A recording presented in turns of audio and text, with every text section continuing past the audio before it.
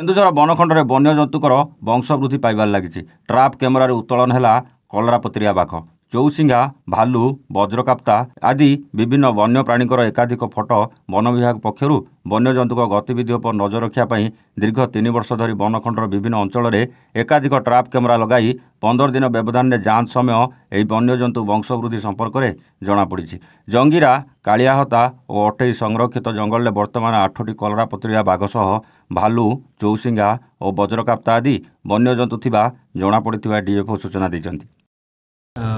आमर केन्दुझर वनखंडे आपन जानथिबे 2 वर्ष तले गोटे महाबल बाघ जेहेतु एटा कॉरिडोर अच्छी सिंपलीपाल रु सतकोशिया तो आसते किंतु से बैक कर बर्तमान तो नहांती किंतु कलरापत्रिया बाघंकर संख्या कैमरा ट्रैप अनुसार जना पड़ुची जोटा बढ़ुची तो आम प्राय जिले में वर्तमान 80टा कैमेरा लगाई एनिमल प्रेजेंस देखिकी अटे रिजर्व फॉरेस्ट आमर जंगीरा, कलापाट इवन केउंझर रेंज रे तो प्रति 15 दिन और किसी जगह 7 दिन पर आम कैमरा ट्रैप चेक करूँ। तो रिसेंटली जो चेक कलु तो यूनिक 8टा।